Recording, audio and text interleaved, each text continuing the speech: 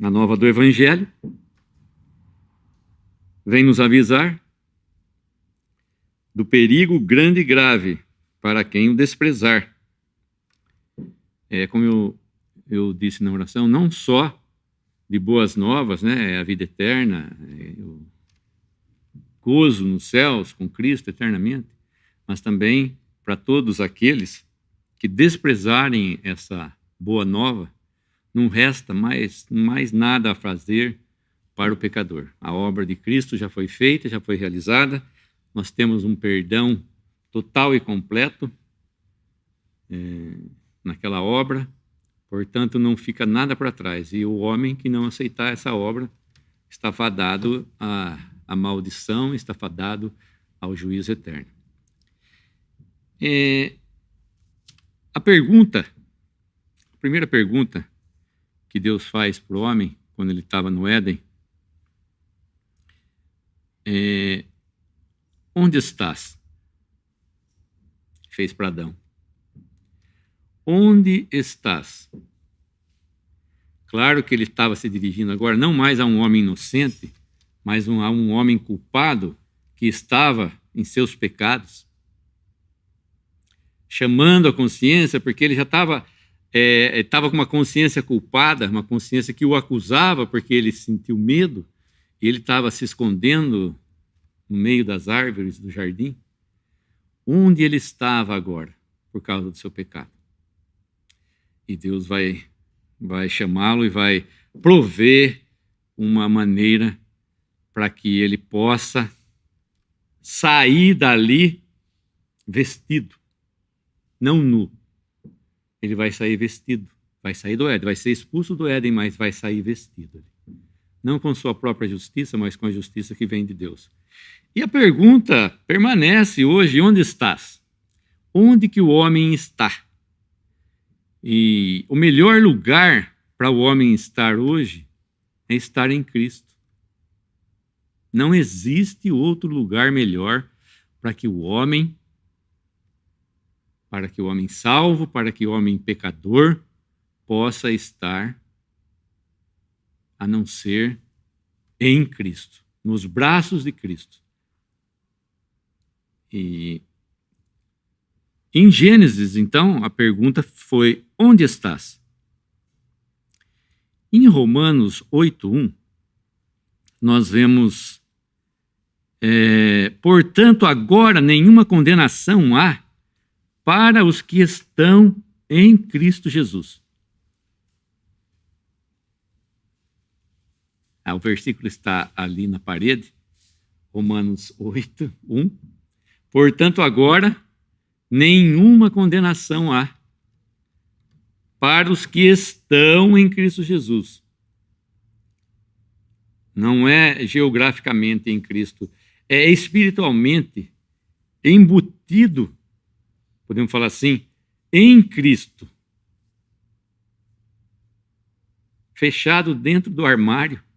O armário é Cristo, nós estamos fechados dentro do armário. A arca era uma figura de Cristo, então quem estava dentro da arca, Noé, 8 almas, né? Noé, seus filhos, sua esposa e suas netas, suas noras, aquelas que estavam ali dentro estavam salvas, estavam livres das águas do dilúvio, do juízo. E então aquele que está em Cristo, como eu já disse aqui, vou mostrar mais uma vez, isto aqui é o pecador, isto aqui sou eu. E este aqui é Cristo. Quando eu mostro para vocês a Bíblia, vocês veem o quê? Vocês veem o que Deus vê quando Ele olha para o pecador, porque Ele vê a Cristo. E nós estamos em Cristo. Nós estamos dentro de Cristo. Isso é que Deus vê. Deus olha a Cristo. Deus vê a Cristo. Deus nos vê em Cristo. E também nós temos outro versículo lá em 2 Coríntios 5,17. Assim que, se alguém está em Cristo, nova criatura é. Se alguém está em Cristo. Aqui nós estamos querendo mostrar que existem 2 lugares onde o homem pode estar. Ou ele está em Cristo, ou ele está em seus pecados ainda. Como a gente vem falando aqui de 2 lugares, 2 nascimentos, 2 maneiras de viver. Agora, 2 maneiras do homem estar. Ou o homem está em Cristo, ou o homem está nos seus pecados. E para ele estar nos seus pecados, ele não precisa fazer nada. O homem já nasce, então, como foi falado aqui, pecador por natureza. Todos pecaram e destituídos estão na glória de Deus. Mas, se alguém está em Cristo, nova criatura é. Nova criação é. Não tem nada a ver com o homem anterior, com o homem pecador. É um novo homem, feito segundo Deus. É o homem espiritual, como nós já falamos aqui. E as coisas velhas já passaram, eis que tudo se fez novo. Tudo se fez novo. Então o homem sai da posição de pecador, de morto em seus delitos e pecados, morto em seus pecados, para vivo em Cristo Jesus, diante de Deus. Essa é a situação. E esses 2 estados, então, eles vão ficar. Ele pode ser mudado até o homem se converter. Como eu já disse, é uma situação, você pode passar para o outro lado. Você pode passar de pecador perdido em seus pecados para salvo em Cristo e liberto dos seus pecados, livre da condenação eterna. Mas quando você já passou para Cristo, do lado de Cristo, você não pode voltar de novo. Porque se você nasceu de novo, você é uma nova criação, nova criatura. Não dá para voltar de novo. Nós não temos que ter medo. Depois que nós nos convertemos, depois que nós conhecemos a Cristo Jesus como nosso Salvador, nós passamos de uma situação de pecador para agora para filhos de Deus e salvos em Cristo. Não tem como eu voltar mais, não tem como eu temer. Não tem como Deus esquecer a minha filiação. Deus não me tratar mais como filho. Em Cristo Jesus, por Cristo Jesus, através de Cristo Jesus. Nós recebemos essa herança em Cristo. Então, se o homem, se ele está em Cristo, ele é nova criatura. Portanto, tudo sofro por amor dos escolhidos, diz Paulo em 2 Timóteo 2,10, para que também eles alcancem a salvação que está em Cristo Jesus. Porque em nenhum outra salvação. A palavra fala em Atos. Só há salvação em uma pessoa. Não é em uma religião, não é em uma sequência de obras boas que eu possa fazer. E nada disso. Não é a minha salvação, a salvação da minha alma. Quando a gente fala salvação, é salvação da alma, do espírito. O homem, ele está vivendo aqui. Ele está vivendo aqui nesse mundo. Como eu já disse, nós podemos até confundir um que está em Cristo, que foi perdoado dos seus pecados, que Cristo morreu pelos seus pecados, e o outro que ainda está em seus pecados. Eles podem parecer iguais, semelhantes, mas não são. A diferença é que um tem o Espírito Santo e o outro está com os seus pecados ainda. E o melhor lugar, então, como eu já disse, para a pessoa estar, é em Cristo, porque só nele há salvação. A salvação que está em Cristo Jesus, com glória eterna. Essa salvação, quem fez foi Deus. E ele executou, ele obrou essa salvação através da pessoa de Cristo. Todo o plano de salvação, Deus e seu Filho unigênito, o Senhor Jesus, Eles fizeram esse plano, e o Espírito Santo eles fizeram nos tempos eternos, né, desde a eternidade, não sabemos quando, mas Deus já tinha em vista o quê? Trazer o homem para junto dele. Trazer adoradores de novo para perto dele. Filhos, através da obra de Cristo Jesus. E essa obra, então, nós não temos acesso a ela. O homem não tem como modificar ela, porque Deus é que é o autor. Deus é o engenheiro. Ele que assinou esse projeto. E ninguém pode modificar esse projeto. Ninguém pode trocar um parafuso, podemos dizer, dessa máquina, desse evangelho. Nem tirar, nem colocar nada, porque Deus fez tudo conforme o seu propósito e conforme a sua sabedoria, conforme o seu amor, conforme a sua misericórdia, conforme o seu perdão, conforme a sua vontade em nos ter para Ele, uma eternidade inteira, podemos dizer assim. E essa posição, então, eu tenho que perguntar, onde eu estou? Onde você está, pecador? Você está nos seus pecados ainda? Onde está? Adão estava nos seus pecados. E a pergunta continua, onde o homem está? Não, eu estou aqui em Limeira, não é isso que nós estamos falando. Em relação a Deus, onde você está, pecador? Você ainda continua perdido nos seus delitos e pecados? Longe de Deus? Desprezando as coisas que são de Deus? Como nós cantamos? O perigo grande e grave que há de vir por causa do juízo? E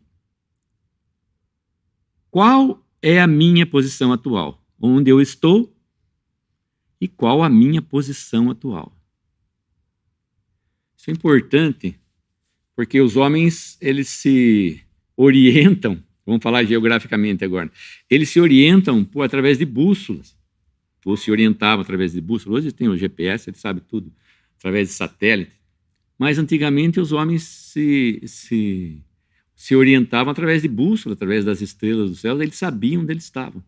E quando o homem perdia qualquer um quando o céu estava fechado, quando estava encoberto, quando a bússola, de alguma forma, quebrava, ele perdia. Então ele ficava desorientado. E o homem que está sem Cristo, ele está desorientado. Então, a palavra, o evangelho vai dar orientação para ele aonde que ele está e para onde ele deve ir. Porque quando uma nau está no oceano sem saber onde ir, ela precisa saber o quê? Qual é a terra mais próxima? Quais são as coordenadas geográficas que ela está? E qual é, se ela está com algum problema, assim como um avião no céu, ele precisa saber o quê? Qual é o aeroporto mais próximo? Para que ele possa, então, descer, para que ele possa chegar, para que possa fazer alguma manutenção, se tiver que fazer alguma manutenção, e para que possa seguir viagem a salvo.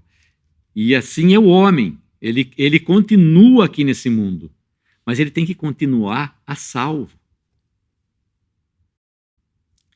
Porque se você morrer nos seus delitos e pecados, você vai ficar dessa maneira diante de Deus. Não tem mais conserto, não tem mais salvação depois que o homem morre. Por isso é solene o evangelho em avisar o homem que depois, quando ele morre, se ele morrer nos pecados dele, se ele desprezar esse evangelho, se ele desprezar essa obra de Cristo, se ele desprezar o preço pago por Cristo, que foi deu a sua vida por nós, verteu o seu sangue por causa dos nossos pecados, e Deus o ressuscitou dentre os mortos, se nós crermos nisso, nós temos o perdão dos pecados. E nós saímos dessa posição do mundo desorientados. O homem está aqui, ele está à deriva, na verdade. É uma nau à deriva. É uma nau à deriva, sem saber aonde está. Ele continua nos seus pecados. E o fim dele vai ser o quê? Naufragar. Então ele precisa de uma orientação. Conta essa história de um barco, a vela, muito tempo atrás, eu até não sabia. Existe até hoje a comunicação por bandeiras. Por bandeiras. E isso foi nos anos de 1900. Esse barco, a vela, estava perdido. E através de bandeiras, no mastro, um outro navio bem maior, pôde avistar esse sinal que eles emitiam. Não é o código Morse, mas é um sinal de bandeira. Todo mundo pode ver. Chama-se Linguagem e Sinais Aquáticos, Bandeiras Marítimas, Código Internacional de Sinais. Tem lá todas as bandeirinhas certinho. Então, o navio levanta no mastro as bandeiras, cada bandeira tem um significado certinho. Claro que tem umas que já são concebidas para que seja bem curto. Por exemplo, não se aproxime do meu barco.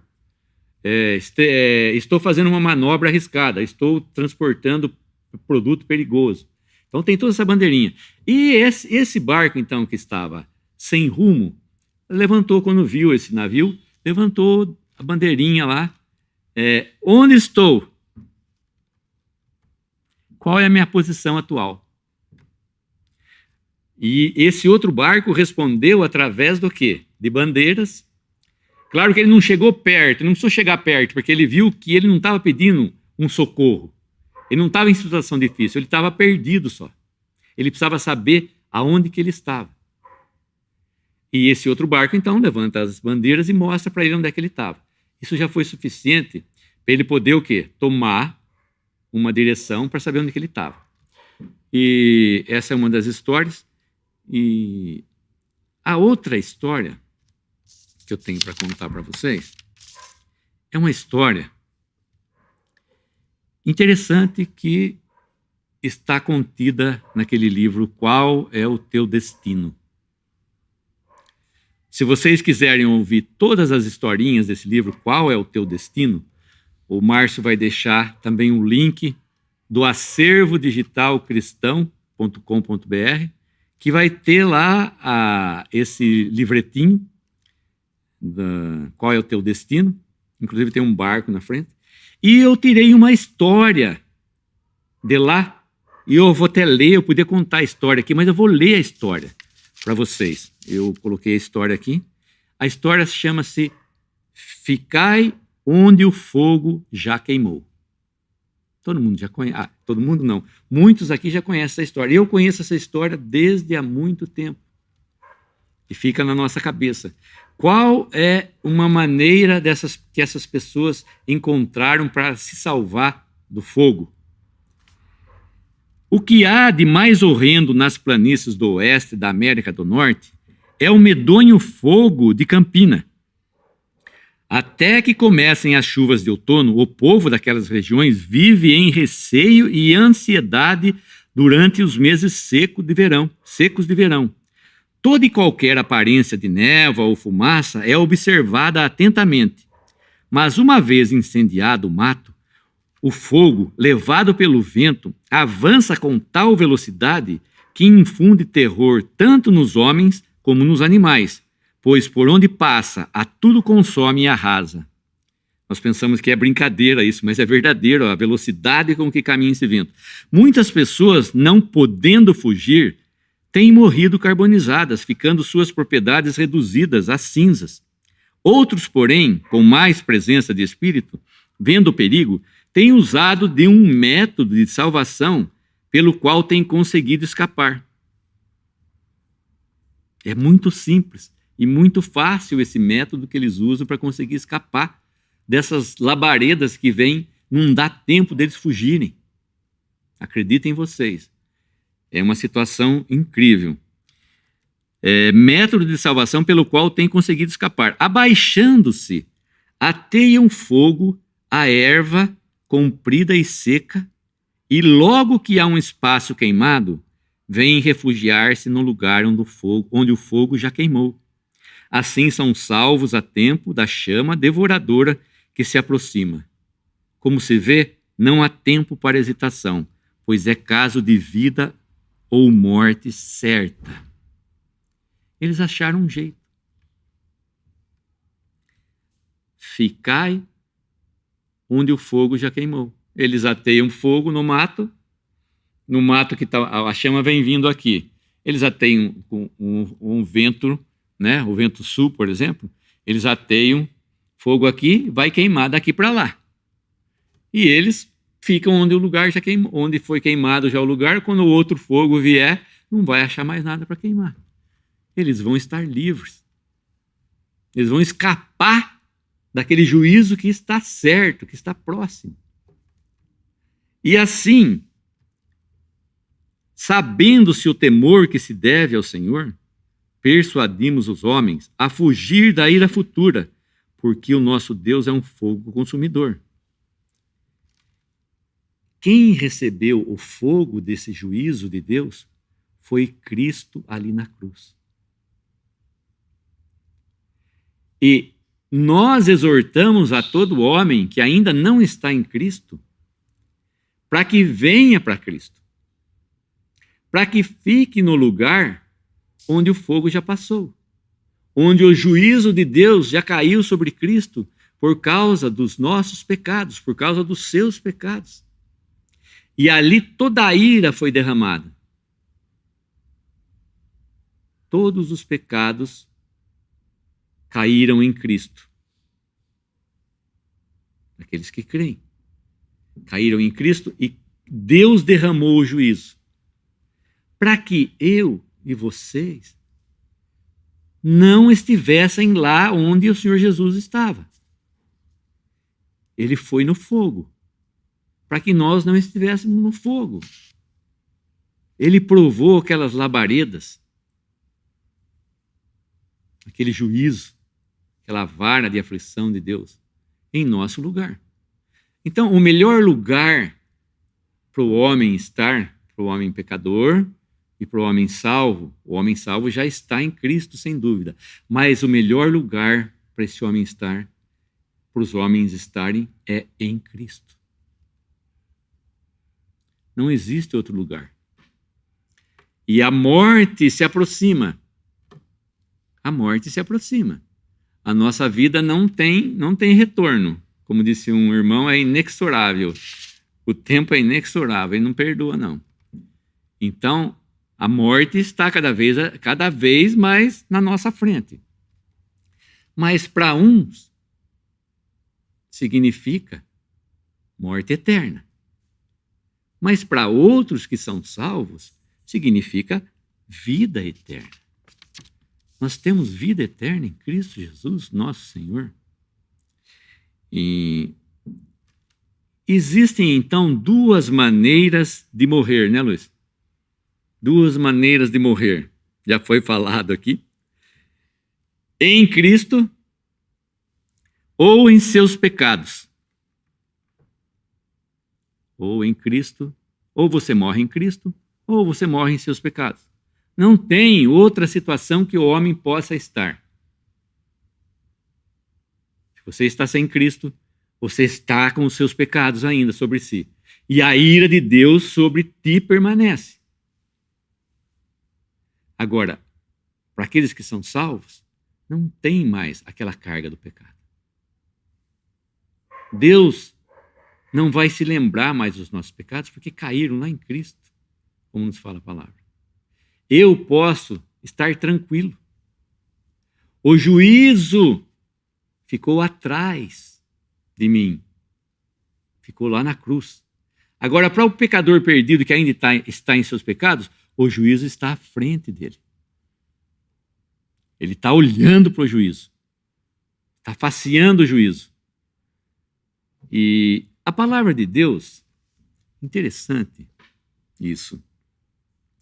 Depois da morte e da ressurreição do Senhor Jesus, eu tenho a impressão que a linguagem muda aqui no Novo Testamento, porque os apóstolos que escreveram as cartas, eles dão uma tratativa para aquelas pessoas que estavam em Cristo, diferente da tratativa daqueles que estão em seus pecados.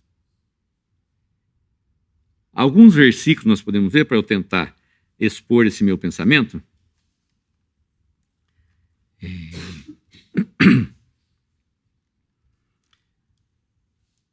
Está em 1 Tessalonicenses 4,16.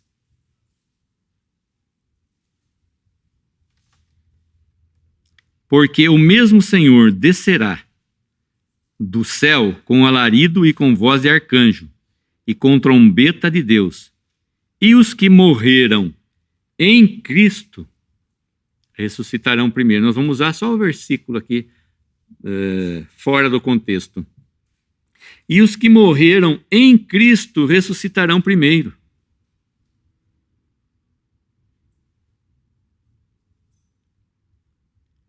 Aqui a palavra vai falar de morrer em Cristo. Vai ter só para ter essa conotação aqui, que morrer em Cristo a palavra fala. E depois em Apocalipse 14:13, a palavra nos diz também: bem-aventurados os mortos que desde agora morrem no Senhor.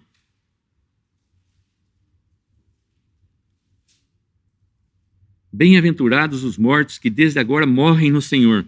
Nós vemos, morreram em Cristo, morreram no Senhor, e em Hebreus 11:13 vai nos dizer o seguinte: todos estes morreram na fé. Quem são os que morreram na fé, lá de Hebreus 11? Abel, Enoque, Noé, Abraão, Isaque, Jacó, Moisés, Raabe, Gideão, Baraque, Sansão, Jefité, Davi, Samuel e os profetas. Esses morreram na fé do Filho de Deus, que me amou e a si mesmo se entregou por mim, como diz Paulo. Esses morreram na fé, sem ver a promessa, sem poderem ver o Messias.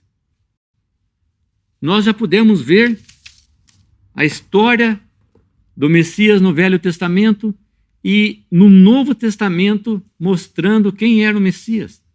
Está aqui, nesse livro. Então, esses outros morreram na fé. E os que morrem, os que são salvos hoje, os que morrem no Senhor, aqueles que morreram em Cristo, eles morrem na fé. Isso não quer dizer que os que morreram na fé não morreram em Cristo, porque a expiação de Cristo foi para esses também. O sangue de Cristo valeu para esses também. O sangue de Cristo tem, assim, uma amplitude de ação muito grande.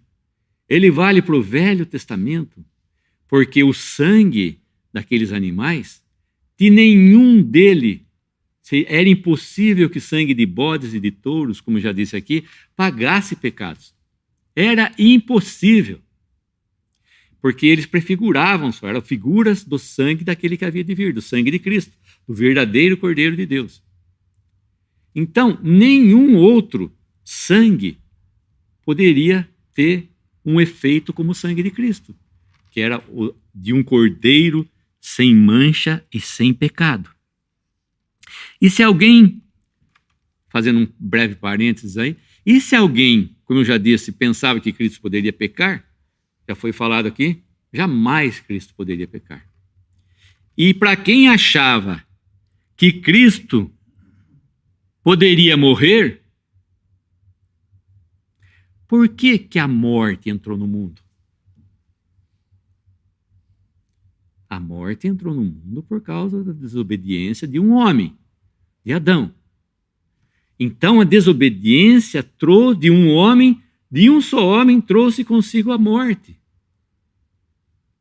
Como nós dissemos aqui que o Senhor Jesus não podia pecar, como nós dissemos que ele não cometeu nenhum pecado e nenhum engano houve na sua boca, esse homem também não tinha sobre ele a morte.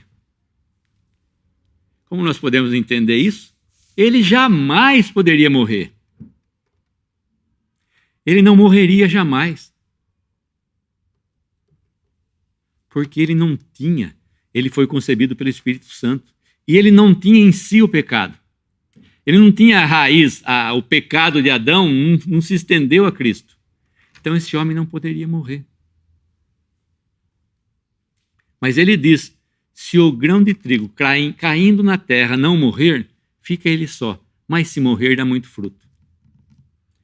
Aí é uma decisão dele e de Deus. Essa foi uma decisão tomada por Cristo e por Deus. E ele diz, em João 10:15, conheço o Pai e dou a minha vida pelas ovelhas. João 10:17. Por isso o Pai me ama, porque dou a minha vida para tornar a tomá-la. E clamando Jesus com grande voz, em Lucas 23:46, disse, Pai, nas tuas mãos entrego o meu espírito. E havendo dito isto, expirou. Cristo, então, ninguém toma a vida dele. Ninguém mata ele, ninguém ia conseguir matá-lo. O máximo que conseguiram fazer foi pregá-lo ali na cruz. Os homens não entendiam que ele era um homem, pensavam que ele era um homem comum, que a sua vida iria se esvairir, é esse o verbo, ali, naquela cruz, que ia acabar ali. Mas ele ainda tinha força para dar um grande brado. E ele disse, eu dou a minha vida. E ele disse de novo, eu dou a minha vida para tornar a tomá-la. E ele disse, Pai, nas tuas mãos entrego o meu espírito. O homem natural, o homem nascido de Adão, ele não consegue fazer isso. Quem consegue dar o seu espírito? Quem consegue dar a sua vida? Ninguém consegue dar a sua vida. Ninguém tem esse poder de dar a sua vida. Cristo tinha esse poder de dar a sua vida. Ele jamais poderia morrer, como nós já vimos. Ele não poderia morrer porque ele não tinha o pecado sobre ele. E assim seria todo homem. Se houvesse um homem que não tivesse o pecado de Adão, ele não ia morrer jamais. Mas todos pecaram e destituídos estão da glória de Deus. Todos estão sob o mesmo juízo de Adão, embora não houvessem pecado à semelhança do pecado de Adão.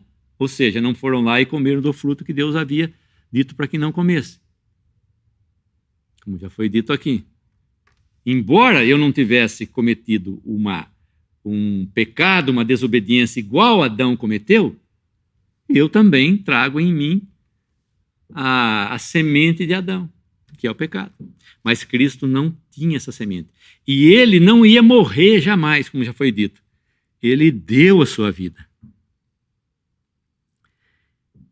Em João 10:28, eu lhes dou a vida eterna e jamais perecerão, e ninguém as arrebatará da minha mão. É um lugar, quando Cristo dá a vida eterna, quando ele dá a sua vida, quando ele nos dá a vida eterna, ele nos dá por completo, na sua totalidade.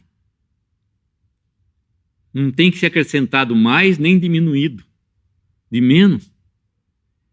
E o lugar mais seguro são as mãos de Cristo, e ninguém as arrebatará da minha mão. Jamais perecerão. Quem está em Cristo jamais vai perecer, e ninguém vai chegar lá para ousar, nem mesmo o diabo vai ousar tentar tirar algum pecador que se converteu a Cristo das mãos dele. Pode ficar tranquilo, gente. Aquele que se converteu, aquele que crê no Senhor Jesus como seu Salvador, pode descansar tranquilo. O diabo não apita mais nada. Porque nós estamos na mão da pessoa da maior segurança do mundo, que é nas mãos de Cristo. Ele fez isso exatamente. Ele está dizendo aqui, ó, ninguém vai arrebatar da minha mão, para que nós tenhamos tranquilidade, para que nós possamos gozar dessa salvação. Não ficarmos todo dia pensando que nós podemos perder a salvação. Se eu fizer isso, eu vou perder a salvação. Não, conversa com Deus lá. Se você tem alguma dúvida, olha para a cruz e vê o que Cristo passou lá na cruz por sua causa. Você acha que alguma coisa poderia macular aquela obra, a não ser os seus pecados que ficaram lá em Cristo? Não. Aquela obra foi feita completa, para que você pudesse ficar tranquilo o resto do seu tempo que resta para você passar aqui nesse mundo. Descansando nessa obra que Cristo fez por você, de uma vez para sempre. Voltando lá para o nosso pensamento, os que morreram em Cristo, então, os que morrem em Cristo, os que morrem no Senhor e os que morrem na fé. E o interessante é que quando a palavra está se dirigindo a crentes que morreram em Cristo, que morrem no Senhor, ou que morreram na fé no Novo Testamento, eles não falam mais de morrer.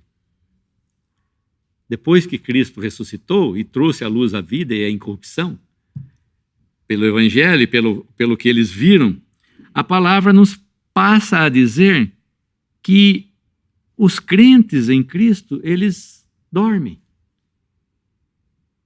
A palavra não fala que eles morrem, a palavra fala que eles dormem. E em muitos lugares, nós podemos, eu peguei todos, né, o que eu achei. Por exemplo, o que nós lemos ontem. Ontem nós lemos um trecho que nos falava de Estevão. Quando Estevão é apedrejado, lá em Atos 7, apedrejaram Estevão, jogaram pedras nele até que ele morresse. Mas a narrativa não fala que Estevão morreu. O que nós vemos lá? E pondo-se de joelho, Estevão clamou em Atos 7,60, clamou com grande voz: Senhor, não lhes impute este pecado. E tendo dito isto, adormeceu. Ele adormeceu. Ele morreu. Mas para Deus, ele adormeceu. Como crente em Cristo, porque para Deus também todos estão vivos. Porque Deus chama, eu sou o Deus de Abraão, Isaque e Jacó. Deus não é Deus de mortos, mas de vivos. Mas aqui está falando de crentes, daqueles que creram no Senhor Jesus. Eles vão dormir em Cristo. Dormiram no Senhor. Estevão dormiu em Cristo. Em Coríntios 15:6, dos quais a maioria sobrevive até agora. Paulo está falando daqueles que viram a Cristo, mais de 500 irmãos. Porém, alguns já dormem. Está lá em 1 Coríntios 15:6. Porém, alguns já dormem. E Coríntios 15:18. E mais, os que dormiram em Cristo, 15:20. De fato, Cristo ressuscitou dentre os mortos, sendo ele as primícias dos que dormem. A palavra é bem clara. Quantos dormiram? Cristo foi a primícia daqueles que dormiram, daqueles que entraram na morte. Cristo entrou na morte. Ele não morreu de mentirinha. Embora ele não tivesse passível, não tivesse sujeito à morte, ele deu a sua vida. Ele era um homem. Ele tinha uma vida e ele deu essa vida como homem. E ele entrou na morte. Ele dormiu também. Mas ele reviveu. Deus o trouxe de novo. Deus o ressuscitou dentre os mortos. E ele foi a primícia, ou foi o primeiro dos que ressuscitaram, dos que estavam dormindo. E todos aqueles que estão em Cristo, então, estão dormindo. E mais.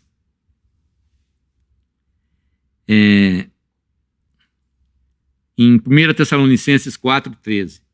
Não queremos, porém, irmãos, que sejais ignorantes com respeito aos que dormem. Com respeito aos que dormem. Com respeito aos que dormem o quê? Os que dormem na reunião? Não. Os que estão lá no cemitério estão dormindo. Não estão mortos para Deus. É um tratamento diferenciado daqueles que estão nos seus pecados, daqueles que morrem nos seus pecados. Eles estão lá prontos para o juízo, para comparecerem na presença de Deus. Mas quanto a isso nós vamos tratar uma outra ocasião, né? Se Deus permitir, na próxima, como Paulo diz, como o rei disse para Paulo, Félix disse para Paulo, e depois em 1 Tessalonicenses 4,14, pois se cremos que Jesus morreu e ressuscitou, assim também Deus, mediante Jesus, trará em sua companhia os que dormem.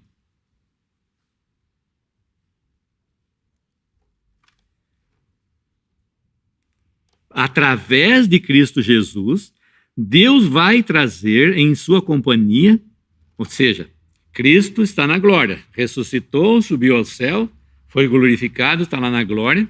E agora, qual é o meu destino? O destino de todo aquele que crê. Deus vai trazer, mediante Jesus, em sua companhia, os que dormem. Mas todos nós vamos morrer? A palavra não fala isso. Todos nós vamos dormir? A palavra não fala isso. Aqui em Tessalonicenses, dando sequência ao versículo, Tessalonicenses 4, ora, ainda vos declaramos por palavra do Senhor isto, nós os vivos, os que ficarmos até a vinda do Senhor, de modo algum precederemos os que dormem. De modo algum precederemos os que dormem. Ou seja, nós os que ficarmos vivos, Paulo estava se incluindo nisso também. A esperança dele, a esperança do cristão é que Cristo venha agora. Para que ele não prove a morte. Esse medo que nós temos da morte, claro que Cristo nos libertou, mas se eu puder passar para a vida eterna sem ver a morte, é uma glória. Mas isso não tira o brilho dos nossos irmãos que estão dormindo, porque os que estão vivos, tem uma ordem aqui. Primeiro, os que dormem, eles vão ressuscitar e vão com Cristo, e nós, os que estivermos vivos, seremos transformados. Teremos esse corpo transformado, semelhantes ao corpo de Cristo. Semelhantes ao dos nossos irmãos que estavam dormindo. Essa é toda uma vantagem. Você fala assim, bom, quem tem certos privilégios, será que Deus deu alguns privilégios só para alguns e para outros não? Não, para todo aquele que, a palavra nos fala, Deus amou o mundo que deu seu Filho unigênito para que todo aquele que nele crer não pereça, mas tenha vida eterna. É para todos. Esses privilégios não são só para mim e para alguns. A vida eterna não é privilégio de alguns, a vida eterna é para todos aqueles que vierem, para todos aqueles que crerem, para todos aqueles que aceitarem o Senhor Jesus como seu Salvador. O privilégio é seu. Está aí à disposição, a palavra de Deus está à disposição. Hoje está valendo ainda, a graça de Deus não terminou, está valendo ainda hoje. Para todo aquele que se achega por fé. Será que alguém merecia alguma coisa? Não, ninguém merece nada. Mas Deus amou o mundo que deu com alegria o seu Filho. A palavra fala que Deus ama aquele que dá com alegria. E com ele não poderia ter sido diferente. Ele não poderia ter dado e ter ficado triste. Ele não poderia ter dado ao Senhor Jesus e ter ficado triste. Senão a palavra ia contra ele. Ele deu com alegria. Para que nós pudéssemos receber isso das mãos dele. Claro que não foi fácil para ele entregar o seu filho, mas ele o deu por nós. E o homem tem que ponderar isso, porque se não crermos nessa maravilhosa obra de salvação, o que resta para nós? Expectação de fogo, né? De juízo. Só isso. E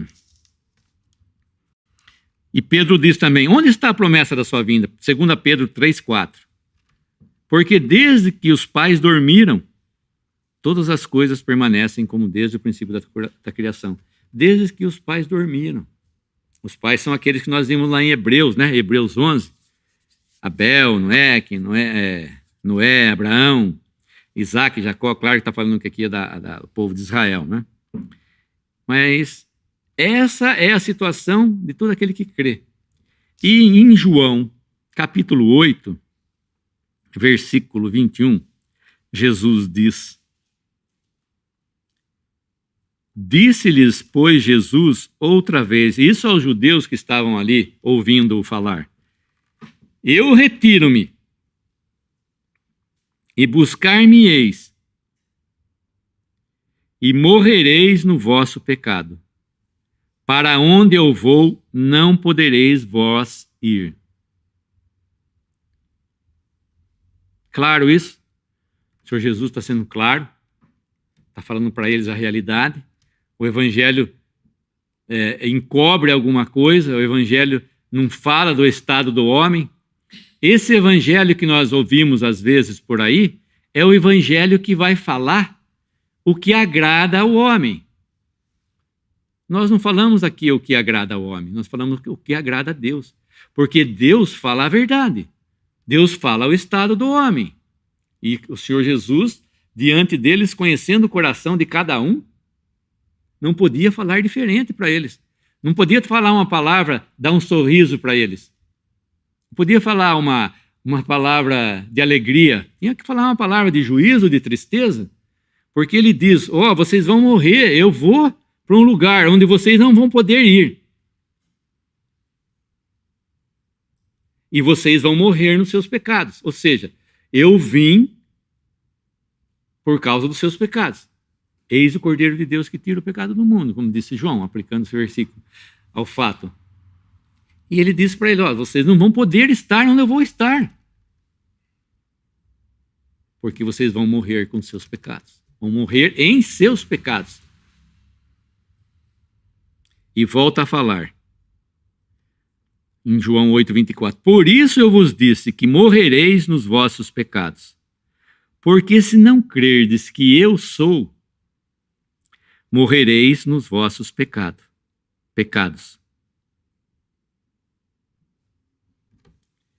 Se não crerdes que Cristo é o grande eu sou, aquele eu sou lá que ele disse para Moisés, eu sou o que sou, é esse mesmo eu sou aqui, esse mesmo Jesus aqui, eu sou. Se não crerdes que ele é o Deus bendito eternamente e homem,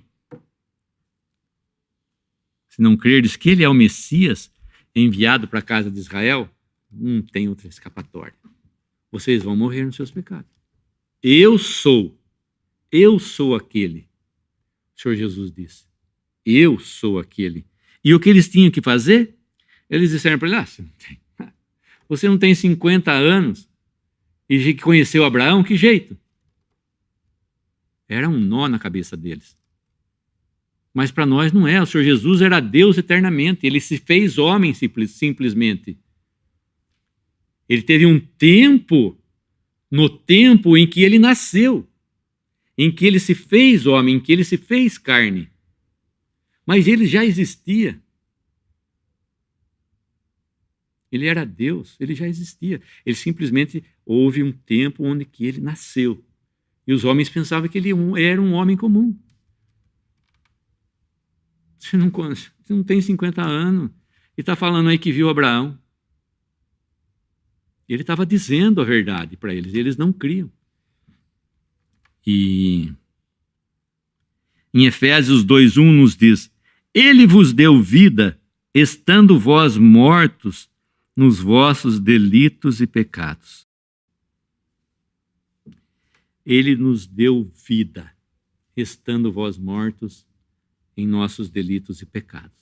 Essa é a situação que o homem se encontra hoje sem Cristo, morto em seus delitos e pecados. Se ele for surpreendido com a morte e não creu no Senhor Jesus e não depositou a sua fé, a sua confiança naquela obra que ele fez, que os seus pecados estavam ali quando Cristo estava morrendo, ele vai morrer nos seus pecados. Não é mais fácil eu tirar essa carga minha e jogar lá em Cristo? Não é mais fácil esse fardo de pecado meu, grande fardo de pecado meu, Cristo carregou sobre a cruz, diz o corinho das crianças? Não é mais fácil eu colocar esse fardo lá sobre Cristo? Eu me reconhecer pecador? Eu me reconhecer fazedor de pecados, vamos dizer assim, aquele que só é uma fábrica de pecados aqui que só sabe pecar, e reconhecer a Cristo que me amou de tal forma que deu sua vida por mim? Não é mais fácil eu crer nisso? Por que eu vou tentar, eu tentando me salvar? Eu tentando, estou morrendo afogado, eu estou tentando me salvar ainda? Não, Cristo já me salvou. Cristo é a minha boia de salvação. Cristo é a minha vida, é a minha eternidade, é o meu presente. Estar com Cristo na glória vai ser uma coisa indizível, uma coisa que nós não podemos pensar como. E o homem vai estar, por outro lado, morrendo em seus pecados, vai ter que comparecer diante de Deus com seus pecados. E daí? Aí ele vai ter que dar conta dos seus pecados. E o homem vai conseguir dar conta? Juízo eterno. Morte eterna. Então, a nossa recomendação, a nossa exortação para cada um aqui é que recebam o Senhor Jesus como seu Salvador. É que tenham vida através do seu nome, através do Senhor Jesus. Para que não pereçam, mas tenham a vida eterna. Vamos dar graça? Nosso Deus e nosso Pai, te agradecemos mais uma vez por esse grande privilégio de podermos falar da tua palavra, falar do teu evangelho, podermos meditar nessas coisas, meditar nessa pessoa do teu filho tão preciosa para nós. Obrigado por teres nos amado e nos salvado. Obrigado, Senhor Jesus, por teres dado a tua vida ali naquela cruz por nós, voluntariamente. Te agradecemos. E pedimos mais uma vez por cada um que está ouvindo essa pregação, cada um aqui presente, se ainda não crê no Senhor Jesus como seu Salvador, que possa correr agora, ficar no lugar onde o fogo já passou, entrar naquela arca, estar ali, livre de todo juízo. Nós te agradecemos e pedimos por essa semana, ainda pelo teu cuidado, Pai, no precioso nome do Senhor Jesus. Amém.